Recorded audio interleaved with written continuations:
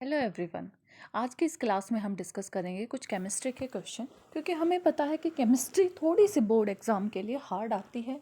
Mostly question आपके activity से आते हैं, तो जिन बच्चों ने अभी तक एक्टिविटी नहीं की है उनके लिए ये वीडियो बहुत ही इम्पोर्टेंट रहने वाली है और आप बहुत ध्यान से इसको देखिए। तो एक्टिविटी जो 1 है उसमें तो बेसिकली हमारे पास एसिड और बेसिक सब्सटेंस का ही डिस्कशन करने। एक सिंपल सा पॉइंट याद रखिए, जो जैसा है वो दूसरे को भी वैसा ही बना देता है।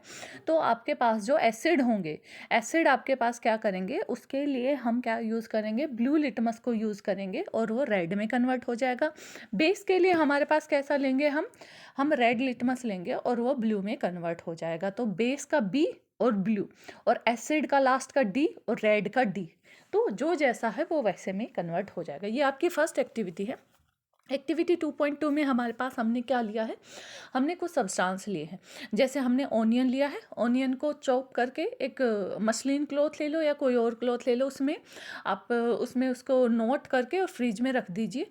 नेक्स्ट दिन उसको निकालेंगे और अब यहाँ पे एसिड और बेस दोनों का टेस्ट करना है।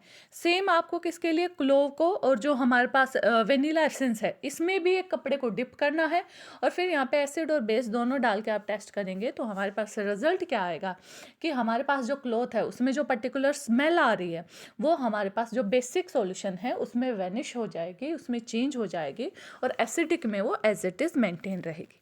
तो ये एक्टिविटी 2.2 है। नेक्स्ट है हमारे पास एक्टिविटी 2.3। यहाँ पे हमने क्या लेना है, 5 ml डाइल्यूट सल्फ्यूरिक एसिड लेना है, इसको एक टेस्ट ट्यूब में ऐड करना है और इसमें कुछ हम जिंक ग्रेन्यूल डालेंगे। सिंपल सा पॉइंट है, जिंक हमारे पास मेटल है और यहाँ पे हमारे पास क्या ऑब्जर्व होगा, अब जब भी सिंपल सा पॉइंट है, जब भी मेटल हमारे पास एसिड के साथ रिएक्शन करती है यहाँ पे हमारे पास हाइड्रोजन गैस जो है वो यहाँ पे फॉर्म हो जाएगी। तो यहाँ पे हमारे पास, और जैसे ही इस हाइड्रोजन गैस का हम टेस्ट करेंगे, आप यहाँ पे अपनी कैंडल ले आइए, पॉप साउंड यहाँ पे आपको सुनाई देगी। तो वो सिंपल सा क्वेश्चन आ सकता है आपका कि आपने एक सब्सटेंस एक्स लिया है, उसके एसिड के साथ रिएक्शन कराई है, वहाँ से एक वाई गैस रिलीज हुई है, वो वाई गैस कौन सी है, और उस वाई गैस का इंडिकेशन दे सकते हैं कि हम कैंडल को वहाँ पे ले जाएंगे, पॉप साउंड आएंगे, सिंपल सा। तो आपको यहाँ से ये बिल्कुल दिमाग में याद रखना है कि पॉप साउंड मतलब हाइड्रोजन गैस, और हाइड्रोजन कब रिलीज होगी, जब आपकी कोई भी मेटल एसिड के साथ रिएक्शन करेगी।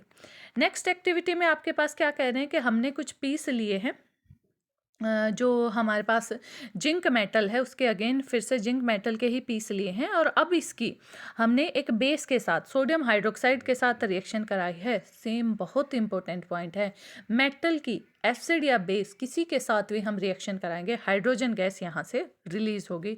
बहुत अच्छे से दिमाग में याद रखिए। एक्टिविटी 2.5 में हमने क्या लिया है, 0.5 ग्राम सोडियम कार्बोनेट लिया है, Na2CO3 लिया है। अब इसमें हमने क्या डाला है, सोडियम हाइड्रोजन कार्बोनेट NaHCO3 डाला है। ओके सॉरी, तो यहाँ पे दो अलग अलग टेस्ट ट्यूब हैं। एक टेस्ट ट्यूब के अंदर हमने सोडियम हाइड्रोजन कार्बोनेट लिया है, दूसरी टेस्ट ट्यूब के अंदर हमने सिर्फ सोडियम कार्बोनेट लिया है। अब दोनों ही टेस्ट ट्यूब के अंदर, टेस्ट ट्यूब ए और टेस्ट ट्यूब बी, दोनों के अंदर हमने HCl ऐड कर दिया है और यहाँ से हमारे पास क्या होगा, कौन सी गैसी वोल होगी वही हमें देखना है। तो यहाँ पे ये जो गैसी वोल होगी वो हमारे पास है हाइड्रोजन कार्बन डाइऑक्साइड गैस, और इस कार्बन डाइऑक्साइड को जैसे ही आप लाइम वाटर से पास करोगे, आपका जो लाइम वाटर है वो कैसा हो जाएगा, मिल्की हो जाएगा। तो लाइम वाटर, तो यहाँ से क्वेश्चन कैसे आएगा, क्वेश्चन ये आएगा कि आपने क्या लिया है, एक मेटल का कार्बोनेट लिया है और उस मेटल के कार्बोनेट की आपने एसिड के साथ रिएक्शन कराई है, तो वहाँ से आपकी एक गैस रिलीज हुई है। वो गैस जैसे लाइम वाटर से पास होगी, लाइम वाटर को मिल्की कर देगी। तो आपको बहुत अच्छे से दिमाग में क्लियर होना चाहिए कि लाइम वाटर को मिल्की कर रही है मतलब गैस है आपकी कार्बन डाइऑक्साइड, और आपको ये रिएक्शन याद होनी चाहिए बहुत ही अच्छे से। ठीक है जी, तो ये हो गया हमारे पास, कार्बन डाइऑक्साइड यहाँ पे फॉर्म हो गई। ओके, तो और एक और क्वेश्चन यहाँ से जो मैंने देखा है कि उसके बाद एक और ये कह रहे हैं कि हमारे पास जो कार्बन डाइऑक्साइड है उसको जैसे ही हम क्या करते हैं, एक क्वेश्चन इस तरह से भी आ रखा है कि हमारे पास जैसे ये जो कैल्शियम हाइड्रोक्साइड है, पहले तो हमने कैल्शियम लिया था, कैल्शियम ऑक्साइड लिया था, उसकी CO2 के साथ रिएक्शन कराए, कैल्शियम हमारे पास कार्बोनेट बन गया है। इस कैल्शियम कार्बोनेट की अगर बहुत ज़्यादा देर तक हम CO2 के साथ एक्सपोजर करते हैं तो हमारे पास क्या हो जाता है, एक शाइनी सरफेस आ जाती है, जैसे मोस्टली हम पुट्टी वगैरह करते हैं उसके साथ आती है। तो ये हमारे पास हो गई ये रिएक्शन। नेक्स्ट है 2.6 में हमारे पास जो बेस और एसिड है, उसमें हमारे पास जब भी रिएक्शन होती है तो हमारे पास सोल्ट प्लस वाटर का फॉर्मेशन होता है। सिंपल सा इन्होंने ले रखा है, आपको क्या लेना है, एक टेस्ट ट्यूब लेनी है, उसमें आपने बेस लेना है, सोडियम हाइड्रोक्साइड हमने ले लिया। अब इसके अंदर हमने 2 ड्रॉप जो हमारे पास फिनोफ्थलीन सॉल्यूशन है उसकी डालनी है। तो हमारे पास अब कलर कैसा हो जाएगा सॉल्यूशन का, पिंक हो जाएगा, आप सबको पता है। अब यहाँ पे हम क्या करेंगे, जैसे ही ये कह रहे हैं कि अब इसमें ड्रॉप करके आपको HCl को डालना है। हमें पता है एसिड हम एक साथ नहीं डालते, ड्रॉप वाइज डालते हैं, डालने के बाद स्टैटर करते हैं। तो हमारे पास जो पिंक कलर है सॉल्यूशन का वो वैनिश हो जाएगा।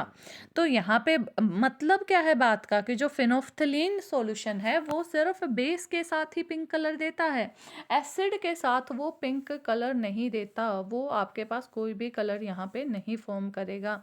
तो यहाँ पे हमने सोडियम हाइड्रोक्साइड के जब HCl के साथ रिएक्शन कराई थी तो हमारे पास NaCl प्लस में H2O यहाँ पे बन जाएगा। अब हमारे पास जो NaOH है, जैसे उसमें HCl डाला, मतलब एसिड और बेस की रिएक्शन जो होती है उसको हम न्यूट्रलाइजेशन रिएक्शन कहते हैं। और